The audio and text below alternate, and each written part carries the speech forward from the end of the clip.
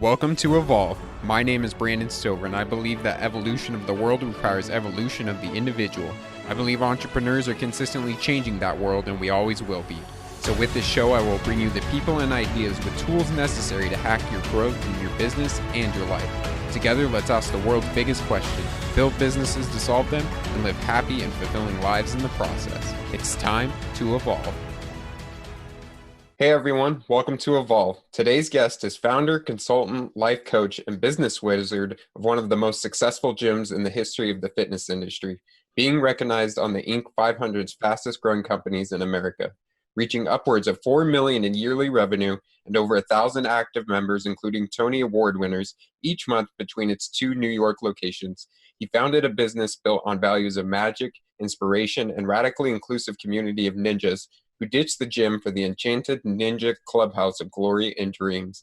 Pretty extraordinary for someone who started with a degree in dance and theater, was once a massage therapist, worked concierge for the Four Seasons, and then working with nonprofits. But just as personal growth is one of the core values of his ultra-successful fitness startup, Mark Fisher Fitness, he helps countless business owners increase revenue month over month, is a master at building community, and helps business owners become awesome leaders, including clients like Sony, Sylvan Learning, and hundreds of fitness studios across the US and UK.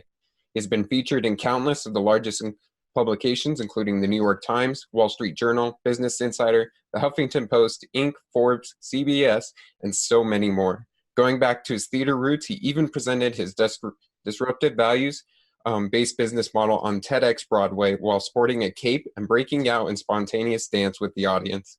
With a relentless passion to help others and create global impact, he partnered with community projects such as Broadway Cares, Equity Fights AIDS, and founded a nonprofit organization called The Upspring to empower everyday people into superheroes exploring complex social problems.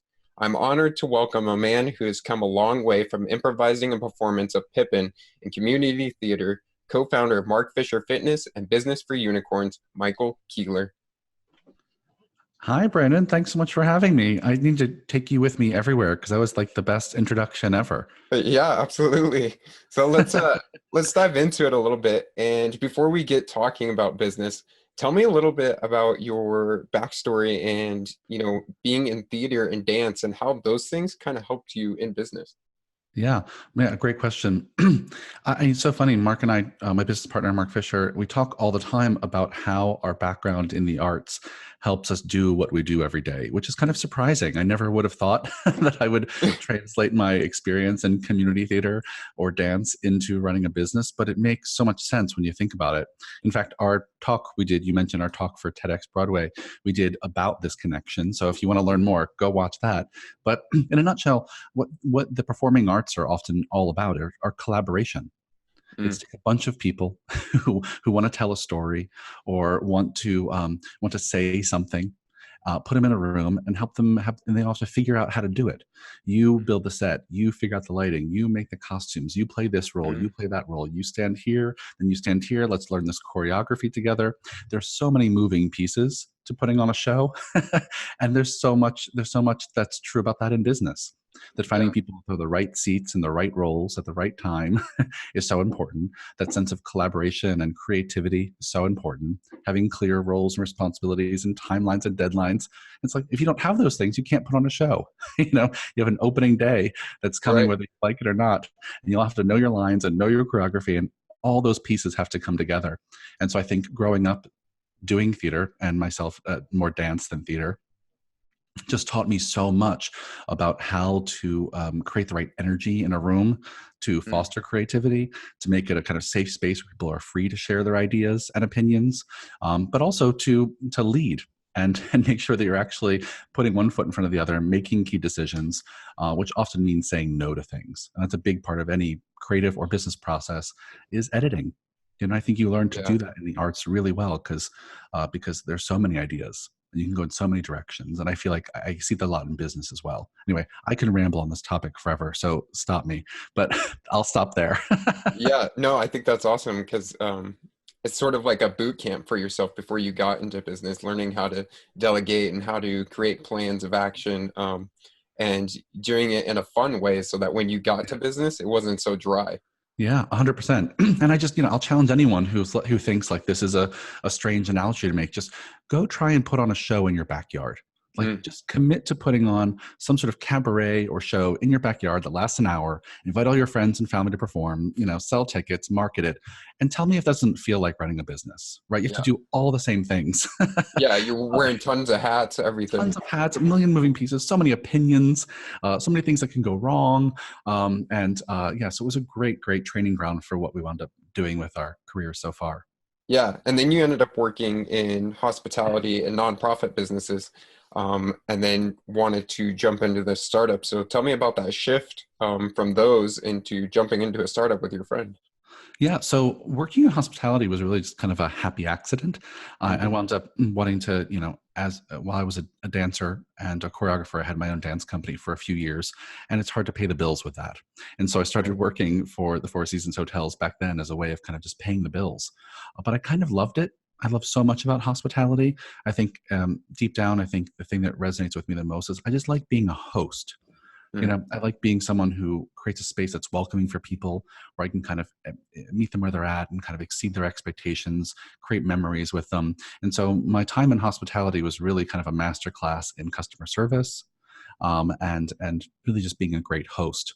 Yeah. And now that I'm in kind of brick and mortar service business, there's no better training I could have had than to work in luxury hospitality and learn how to meet the expectations of some of the world's most discerning travelers. Mm. I feel like if you can please those folks, you can please. Yeah.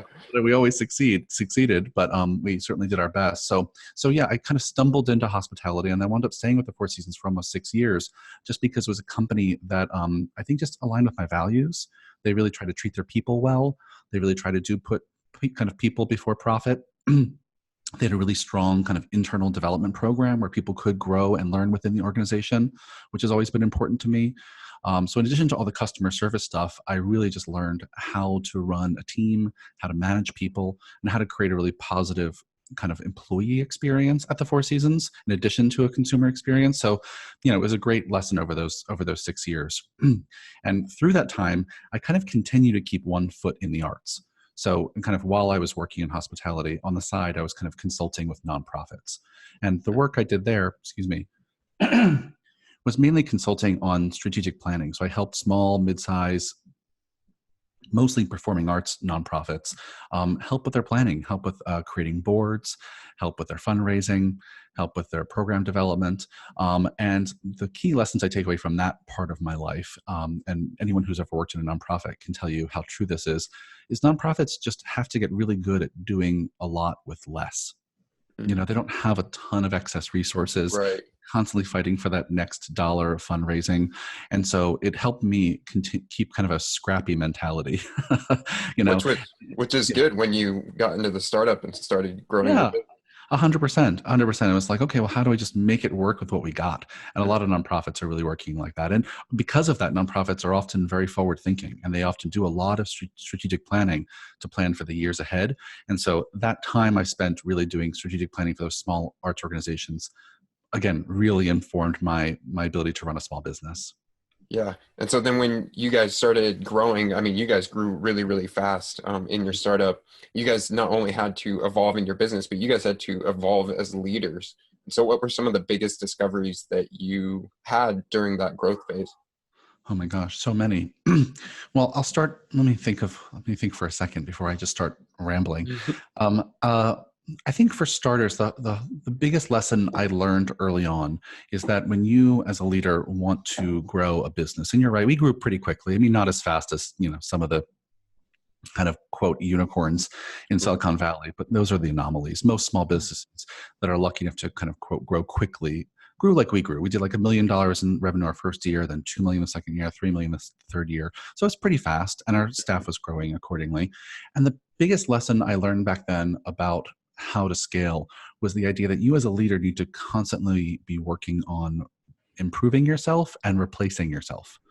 That we needed to keep growing in all the ways you just mentioned, on how to be a better manager, how to be a better leader, how to Right. understand our finances better, how to learn more about this ever changing landscape of marketing, how to you fill in the blanks. I could keep going. So we need to keep learning. And luckily, my business partner, Mark, and I are pretty ferocious learners. We've always been sponges and Yeah. love learning and learning and learning and reading books and taking classes and going to conferences. So in some ways, it was always natural for us to keep learning. But I learned how important that was. And then the second piece is just as you keep learning to continue replacing yourself so the business can grow. Because often the limits of a business are the limits of their leaders. And Right. so in the first year or two, I was, working at the front desk, and I was also the cleaning crew, and I was also doing payroll and finance, and I wore all of the hats except for Yeah. training, except for the fitness stuff, which Mark did. And over time, I was like, okay, well, every few months, I was like, what can I get off my plate today? Well, the first thing I want to stop doing is mopping the damn floors. Mm. So can we afford to pay someone to do that now?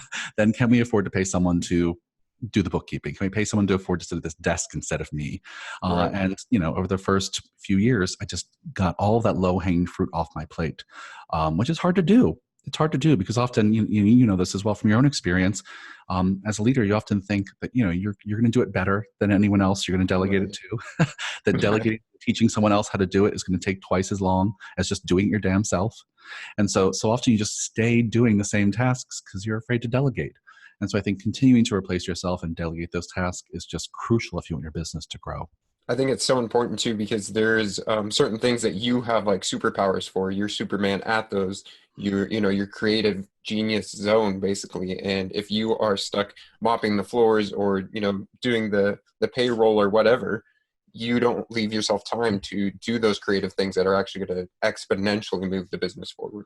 Yeah, 100%. And now, we're approaching our 8th year of Mark Fisher Fitness because we started basically in 2011.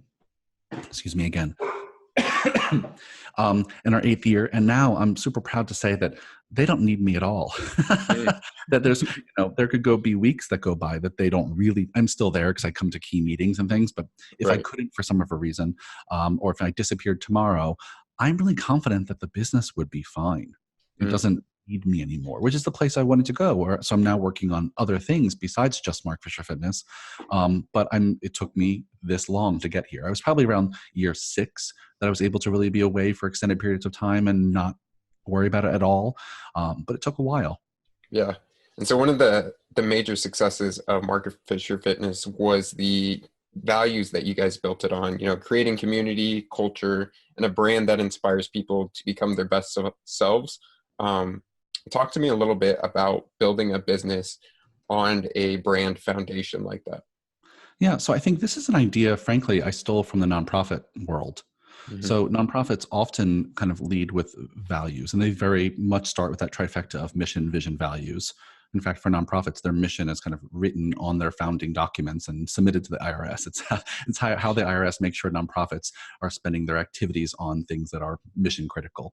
Mm. And so nonprofits always have to do that. And I kind of brought that in like day one. Literally, the first meeting Mark and I had in 2011 about Mark Fisher Fitness, I brought like an outline of a strategic plan that was mostly a template from the nonprofit world that Yeah. had like mission, vision, values, things in it.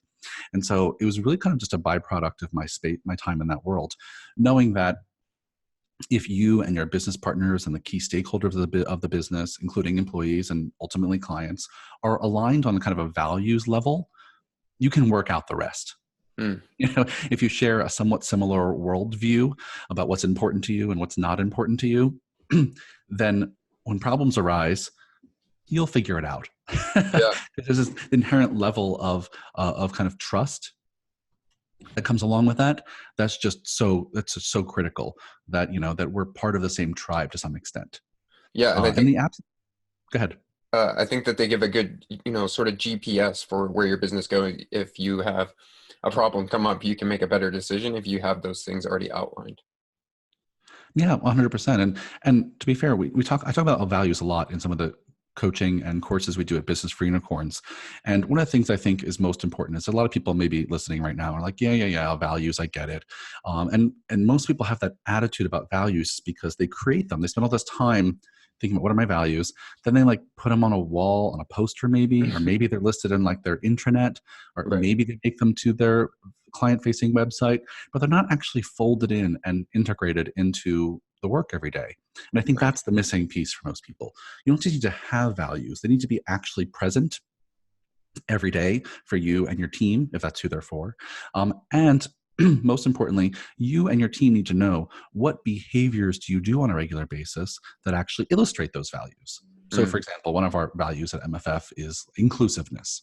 Yeah. Mm-hmm. And so I can name a million ways that we demonstrate inclusiveness in our actions every day. But a very simple, basic one is that everyone receives a really generous, sometimes surprising and warm welcome when they walk in the door. Right? It's an action our team does every day that represents that value of everyone is welcome. Yeah, I think this is so. Place to be. Yeah, I think this is so important because there's a lot of times, like you said, that people make these values, but then they don't actually live them in, their employees, in their leaders, and then in their customers, sharing that with every single person that's inside of that business. Yeah, 100%. So we have lots of tactics. I could get into it for how we remind our team of our values on a regular basis, including talking about them at team meetings and playing games about them and role playing. And also we include them in some of our internal systems for how we track customer expectations. So there's lots of ways to keep them fresh and top of mind. But ultimately, you and your team at any given moment have to be able to articulate what do we do every day that actually helps us live out these values in a way that makes them meaningful. Right. Tell me a little bit about how leading with these values really helped your business grow in terms of money and marketing, like having the community as marketing. Yeah, good question. So I would say one of the things that people often find surprising is we really didn't spend almost any money on marketing. And what I mean by that is like paid advertising. Right. At MFF for the first almost 5 years. So just zero Facebook ads or any of those things. And in part, our marketing was the community. In part, it was mostly word of mouth. It was mostly people who kind of aligned with our values and what we were doing. And that, in many ways, kind of made up for our marketing. And at the time, I don't know that we knew that's what we were doing. To be fair, we didn't mastermind this, like, let's never spend any money on marketing. Let's just, build a tribe. But that's, I think, what was happening. And I think the reason that happens, and I'm not sure if I'm putting money on this, but I feel like the reason that worked for us was because everyone's participation in Mark Fisher Fitness was really authentic. No one was sold into the idea of coming. We didn't even really do any sales.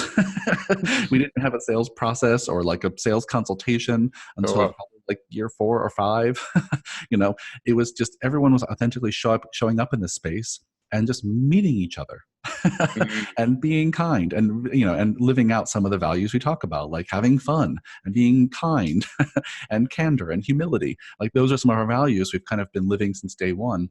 And because it was kind of inherent for everyone on the team, all of our clients also kind of took on that way of being in our space, and it just became a comfortable space where people wanted to be. And how many people can say that they really look forward to going to the gym? Right. How many people can say like the gym is, the place where they see some of the most happy, friendly people in their week? Right? How many people can say like their gym is really kind of a third space for them where they wish they could spend more time? Not many. Right. Yeah. And so the fact that, our team from the very beginning, we made a big deal about our values, made a big deal about having them be reflected in our space, I think really acted as our marketing because people were showing up authentically, having a real positive experience, meeting other humans who also gave a crap about these values that were hanging on our wall for all to see.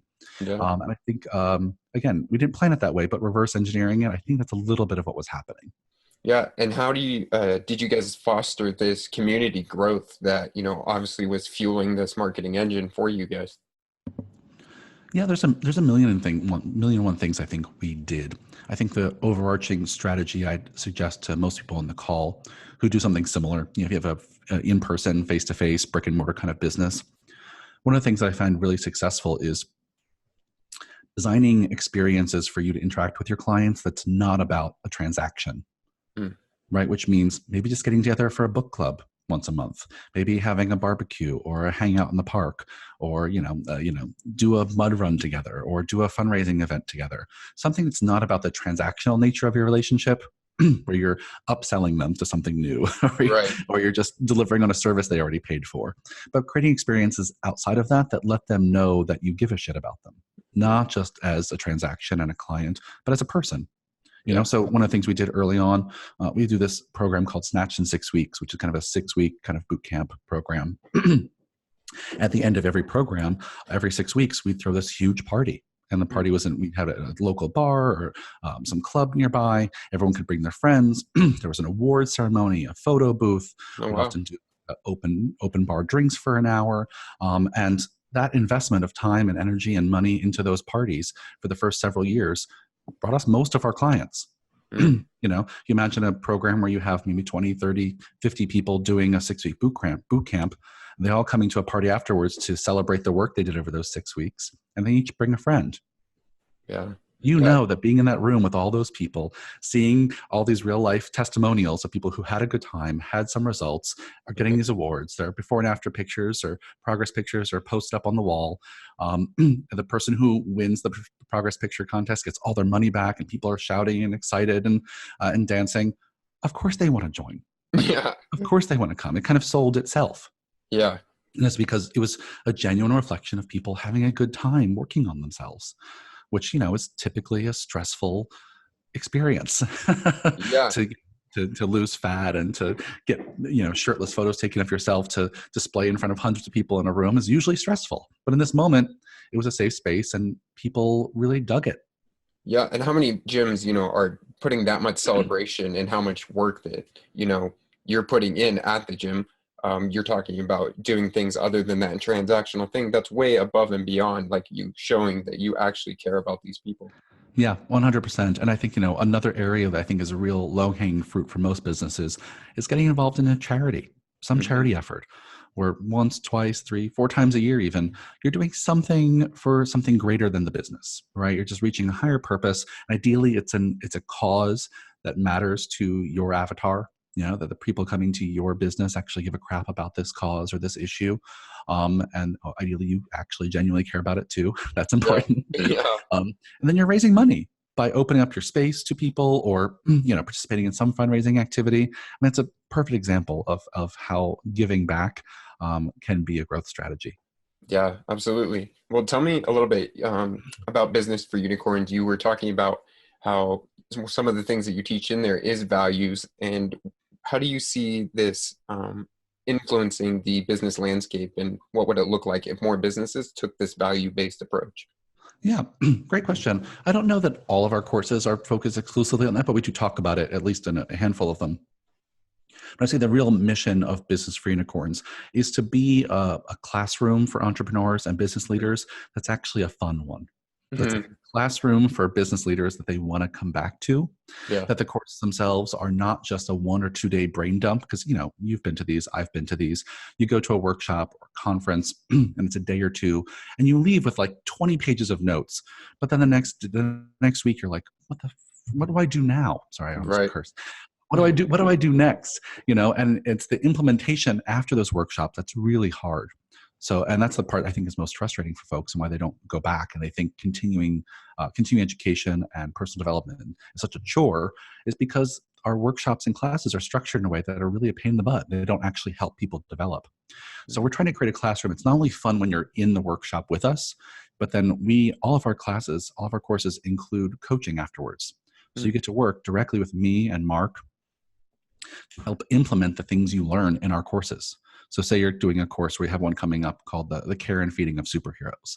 And it's all about hiring and developing a world-class team. And so in that course, you're going to learn all kinds of tips and tricks for how to hire and develop and onboard your team members.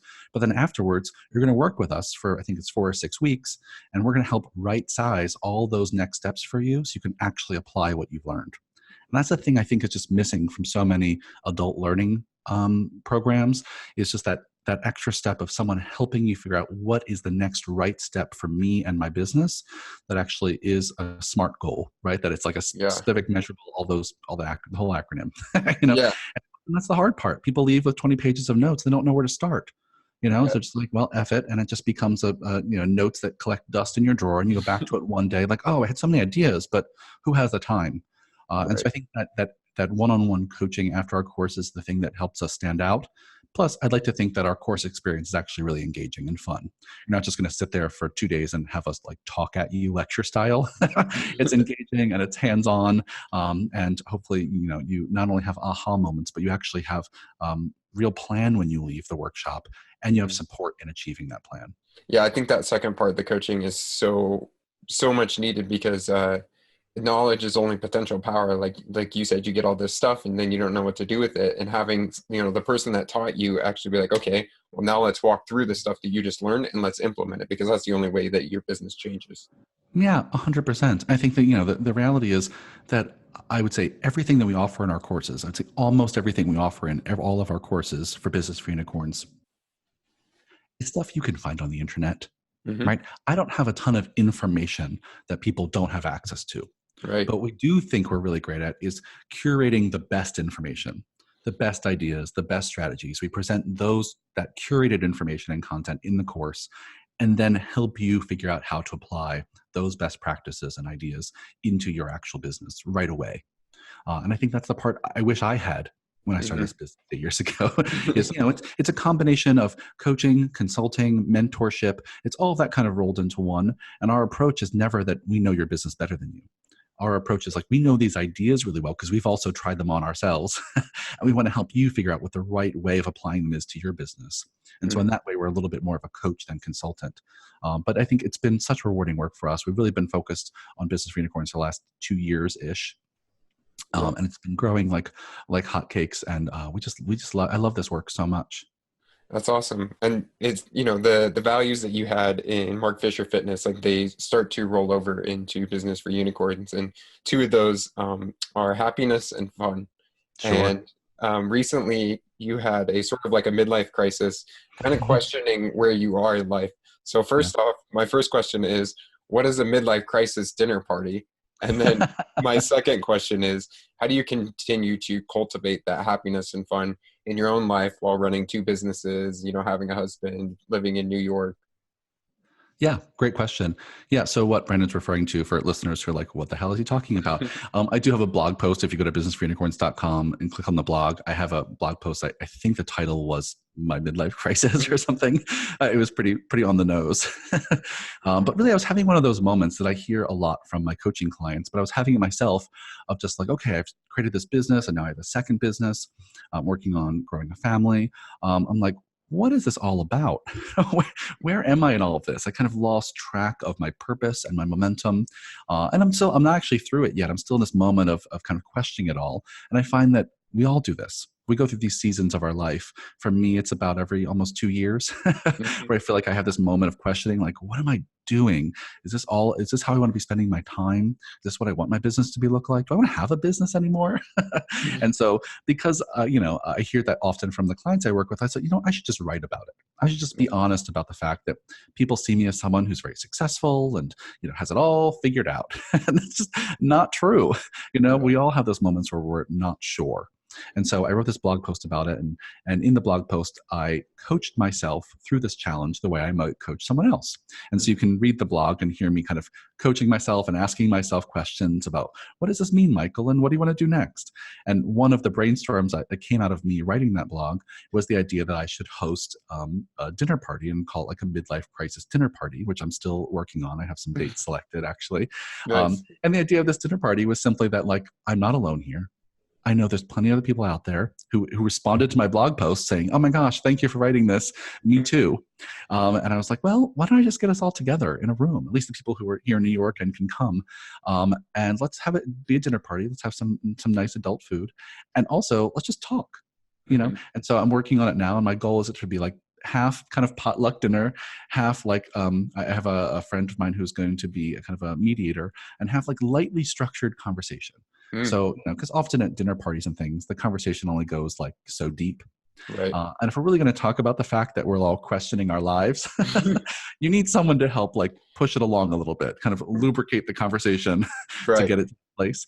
And so I'm going to have like, some conversation prompts. It's not going to be an event for everyone. Not everyone wants to come to a room full of people who think they're going through a midlife crisis and talk about your feelings, right? I get this is not for everyone, but it's Right. totally up my alley.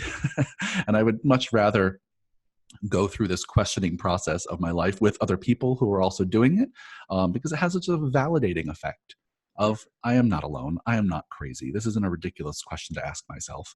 That, even for someone who seemingly has it all figured out, it's okay to not know. And so that's what I'm working on, is an event will probably happen in August here in New York. It'll just be, 20, 30 friends who are in New York who also think what am I doing with my life? Yeah. Yeah. I think this is so important because it doesn't matter what stage you're at. You said that, even somebody that looks successful on paper or whatever, they still go through this. So it doesn't matter if you're starting out or, you've been doing this for 30 years, like you're still going to question it. And I think that's um, part of growth, like as a person, because you had to change in order to be successful in your business. And now you've gone through that growth and it's kind of like, well, what's the next step? How do I grow from here?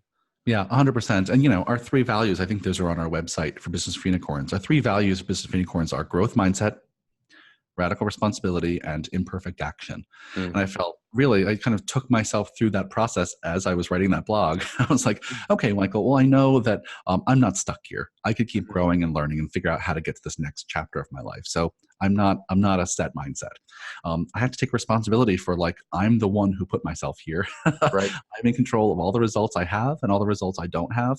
So how do I grab the reins here and push myself forward? And then the imperfect action piece is, I'm not sure what the perfect next step is. Just do something, and just move forward anyway.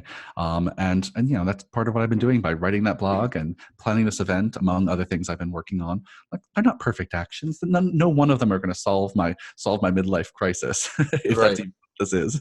But I'm doing it anyway. So I think those three things continue to really show up for me in positive ways: the growth mindset, radical responsibility, imperfect action. Yeah, and I think you also have a huge value on transformation. So, like in your guys' fitness business, employees have a continuing education budget. You guys hold workshops and 10 hours a week on personal development, which I thought were all very unique. You don't see that in other businesses. And you say that change like only comes after a period of personal discomfort. And so, how have you been able to lean into that discomfort in the different stages of your life? Yeah.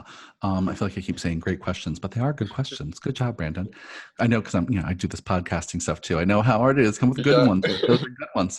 How do I find myself leaning into discomfort? I would say anything. I say to most people that I talk to about this, that getting comfortable being uncomfortable is just a practice. Hmm. Like anything else. The first time you try to deadlift something, or you run a 5K, or anything, you're going to be uncomfortable and it's hard. And you want to give up immediately sometimes. And the only way you get better at pushing through the discomfort is continually pushing through discomfort. So, a quick example of, when I first started working for the Four Seasons, one of my jobs was to be the go-to manager to talk to all the angry customers. And so whenever someone was disappointed with anything we did, and at one point I worked at a resort in Hawaii, and so there's any number of things that the rich people could have been upset about that Right. day. Their Yeah. catamaran didn't catch any fish on the catamaran, or the champagne wasn't cold. I'm joking, but there were some serious ones too. But that my job for many years was to be the people who goes and talks to them when they're upset. Mm. And when I first started having to do this, it was uncomfortable. Not Right. to mention, I was, I was younger, and a lot of people are talking to me much older, so they looked at me like I was some kid, and like, how are you going to solve my problems? And I would, have to gear myself up for these conversations. I'd be in the back office, like, okay, I got to go talk to the person, and I would have to take deep breaths and calm myself down. And I would go out there, and sometimes when I first started doing it, I'd be like a little bit shaking, put my hands in my pockets to try and hide it. But I'd be so nervous to have these Right. conversations with people who were so angry, sometimes crying or yelling. And I only got better at that by doing it for hundreds of hours. Mm. I only got better at that by literally working that muscle and working that muscle.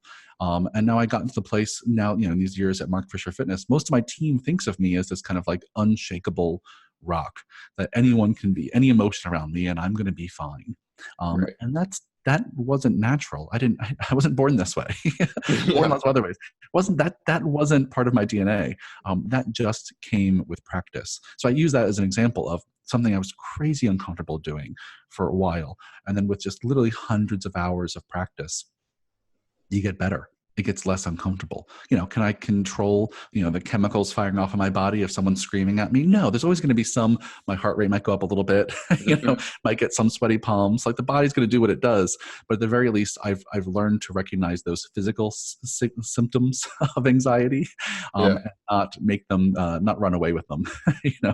learned You to took manage them to a point where I can still be effective in a conversation. Right. Took control of those and not let your body be in control, let you be in control. Yeah, And for sure. it reminds me of anybody that says, to get good at sales, like basically be a door-to-door salesman and get the door slammed on you 100 times, because by the end of that, like, you're going to be resilient to that. It's not going to affect you as much. Yeah, 100%. I think, if I was to say one more kind of tip for your listeners, it's just, go, create a challenge for yourself that every month you're going to do something that's really uncomfortable. Just one thing a month. It can be something simple, like walking into a store you've never shopped in before that you don't think maybe you belong there. You're not the ideal customer, or whatever it can be. Just find something that makes you a little bit uncomfortable. That's the only way you work the muscle. The only way you get better at it is just learning how your body reacts to that level of anxiety or stress, and working through it and pushing through it anyway.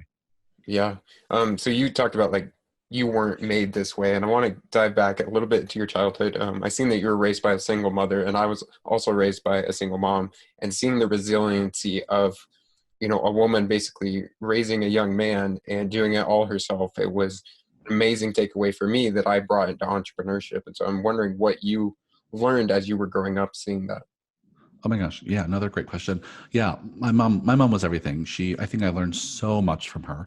I'm trying to think if I had to narrow it down, some of the main lessons I learned from her. Well, certainly, my mom had a relationship with money that stuck with me, that for better or for worse. And I don't know that I'm recommending this as a strategy for people, but as a disclaimer, but one of the things I took away from my mom, and this is just a kind of a key to her kind of resilient kind of mindset, was her relationship to money. I would summarize as like, cool, when you have money, go buy stuff if you want it. If you don't have money, get to work and make some more money. Mm. Um, that was it. And so I would always see her, like, at times where, we didn't have a lot. When we had money, she'd be like, oh, cool, let's go out to dinner. Let's buy things. And we didn't have money. She'd be like, nope, there's no money. I'm going to go to work. We're not buying anything. It was that simple. There's no Right. drama about it, that there's something really kind of practical about that approach to money. And, it's obviously oversimplified as a financial strategy, Right. but the mindset around it, of that money just wasn't a trigger for her. Mm. Even when she didn't have it, it was like, oh, I don't have any money. So we have to be frugal, got to tighten the belt, got to cook in. Maybe we're having hot dogs and mac and cheese again for dinner tonight. It is what it is. I'm just Right. going to go to work, put in some more hours. And maybe you should go mow some lawns, Michael, and make some extra dollars. Yeah. And so I think that approach to money was also just kind of, it stuck with me, just because she wasn't going to be rattled by things that she could control. She Mm. could control. Luckily, she was, for most of her life, healthy enough to continue working and do good work. But she never made much more than I think maybe a little over minimum wage her whole life. And so, it wasn't like earning money was easy. She really had to put in the hours. So I think Yeah. that kind of resilience around money was a positive influence. The other thing that I really admire my mother for, of a million things, was she wasn't afraid to switch careers. Mm. My mom did a million and one jobs growing up. I couldn't even. She was a lifeguard, a swim instructor. She worked at a flower shop. She worked at a gym as a manager. She was a physical therapy assistant. She did a million jobs, and that kind of curiosity and ability to be adaptable, Mm-hmm. different situations, and everyone she worked in, from my perspective as a kid, she thrived. She did great, and everyone always loved her, and everyone loved her being around, and so. I think that's part of what has allowed me to have a career path that has been so meandering. Yeah. Just watching someone like my mom just take on all these different jobs and roles and seem to thrive, I think is a little bit of what gave me permission to have my resume look the way it does. Yeah, absolutely. And I think that's a powerful trait to have as an entrepreneur. I mean, you're going to have to adapt to whatever situation is thrown at you. As you build your business, you can plan as much as you want, but things are going to happen that you didn't foresee coming, and you need to have that adaptability. Yeah, for sure. Yeah. So, how does basically taking intention to creating a business and life that you want, how do you do that every single day? Because you are building these two businesses, and you're also have a husband and have this life outside of work. How do you take the intention to build the things that you want in each of those? Yeah, I would say from like a big picture perspective, it comes just down to time management. Mm. And under the bucket of personal productivity and time management, I really think it comes down to being good at prioritizing. And so for me, and I think Fisher, we have this course in Business for Unicorns called Time Ninja. which is basically a personal productivity course. And certainly I've lived my life pretty close to what we teach in that course, which is always being pretty clear about what is the future you want to live into. What is the future you're designing for yourself? And we do a lot of visioning exercises for 1 year out, 3 years out, 5 years out, 20 years out, as a way of not setting in stone the path we're walking on, but a way of getting clear about what do I want to design for myself. And then working backwards from that about what goals and things do I want to accomplish in the next year, the next 6 months, next month, the next week. Right. And certainly at Mark Fisher Fitness, we use the EOS system, the kind of traction methodology.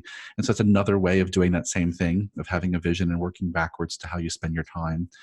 And I think that's important, but what a lot of business owners miss is that they forget to include their personal lives in that process. So it's not just what you want your business to look like, your revenue, clients, yada, yada, yada, in 10 years, 5 years, 1 year. It's what do you want your life to look like? How do you want to be spending your time? Because ultimately, as you work backwards, the final step of that kind of process is, how do I spend my time in the next week? What are the things I want to accomplish? How do I prioritize those things? And I prioritize those things by prioritizing the time I spend on them. So ultimately, it's a question of, what's important to me, and am I spending time on the things that are most important to me? And as I've gotten older, I think this is true for most people, my priorities shift and change. What was important to me 8 years ago when we started Mark Fisher Fitness is different than now.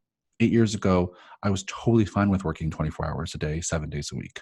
In fact, Mark and I lived above the business for several years, with the office being our living room. And so I was really comfortable having no work-life separation for many years. And my values and my interests and the life I want to live has totally changed, where now I do want to have days off and vacations where I'm completely unplugged. And I do want to build a family, et cetera. I can keep going on.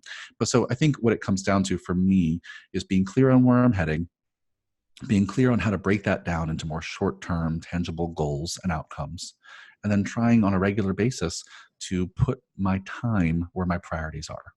Yeah, I think it's so important getting on clear on what those priorities are for you, so that when you are trying to make that balance, that you're not trying to do actually balance thing. It's 50-50, or listening to somebody else like, you should be working this much, or you should be taking this much time off. It's like, okay, no, really, what's important to me, and I'm going to put my time into those things and make decisions based on those. Yeah, 100%. I hear a lot of people who do this really well for their business, but again, just leave out the personal stuff. So when you're doing your vision for the business, also do it your personal life. How much money do you want in your personal checking account and savings account? How many vacations do you want to take per year? Where do you want to go?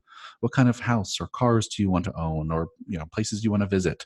What do you want your friend's life to look like? How many close friends do you have, and how often do you see them or spend time on them? What hobbies do you have? What's your self-care look like?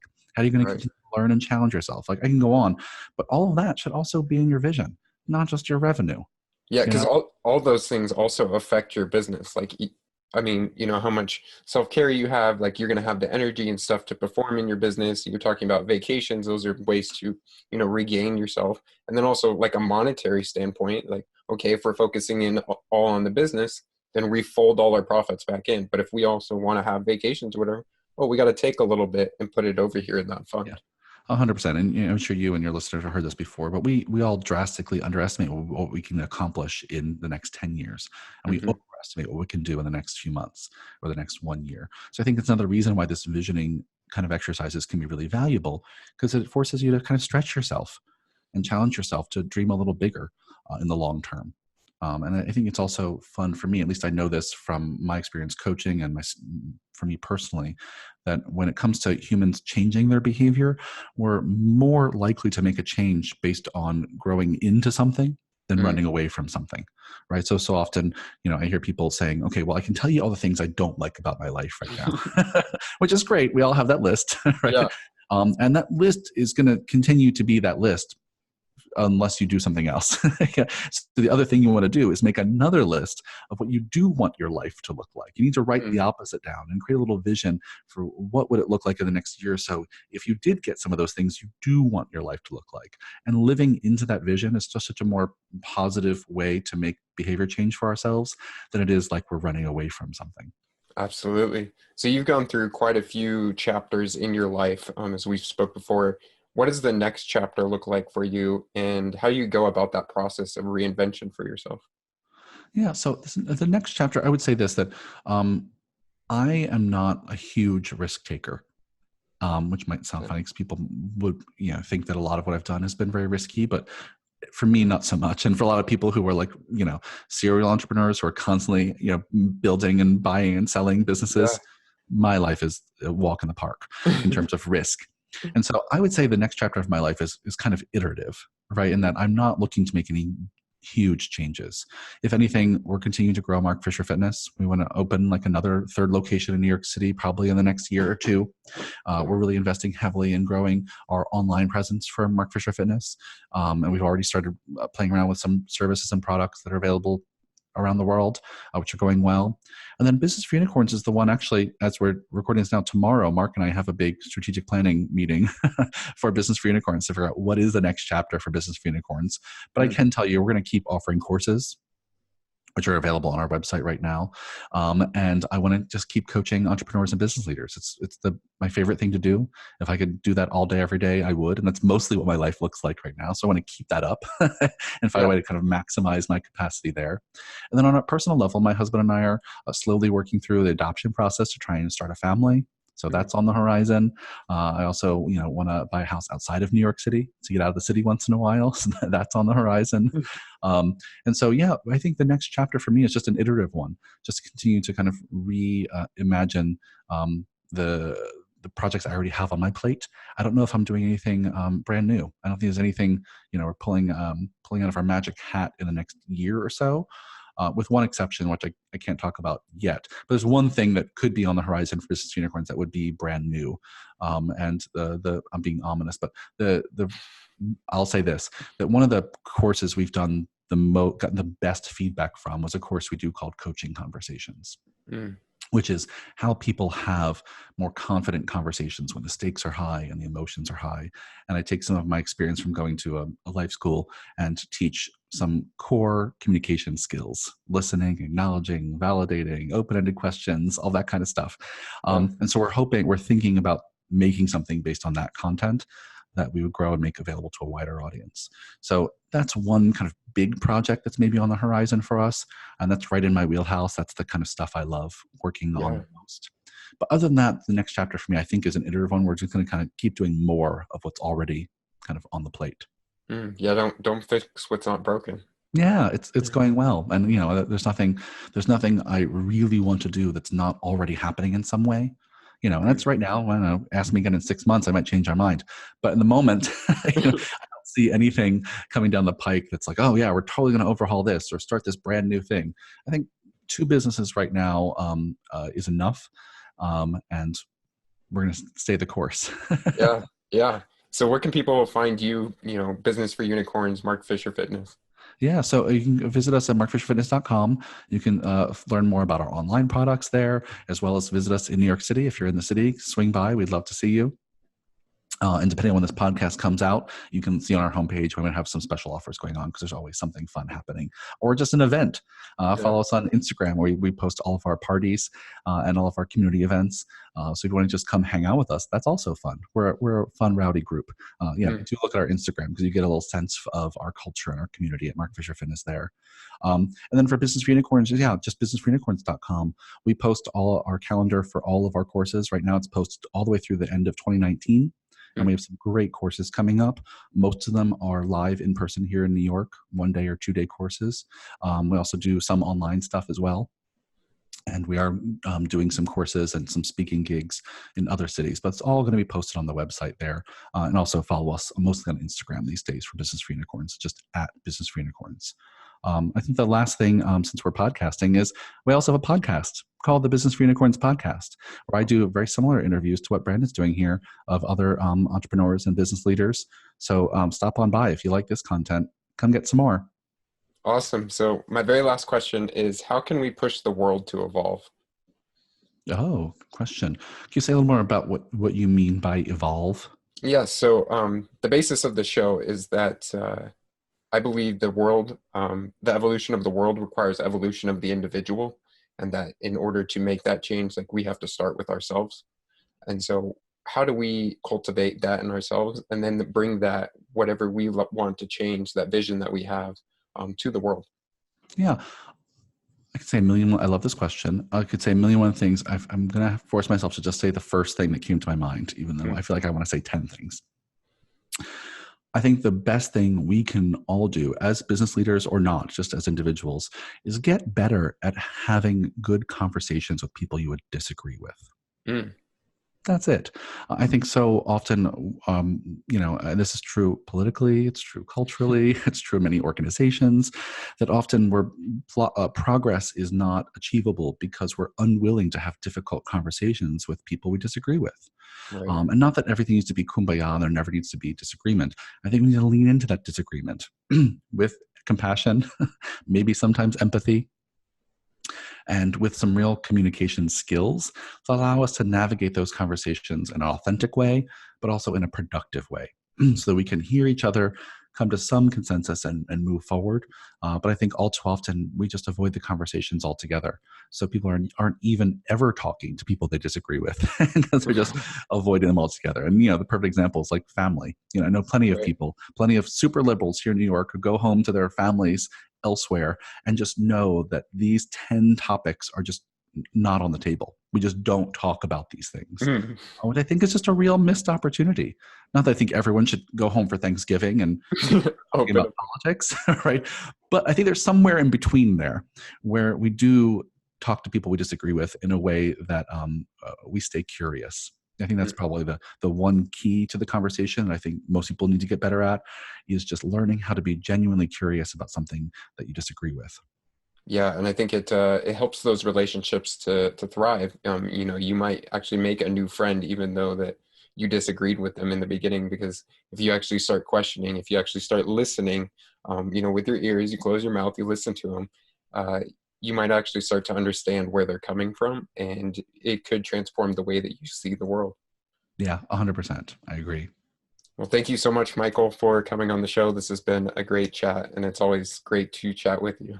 This was a blast. Thank you so much, Brandon.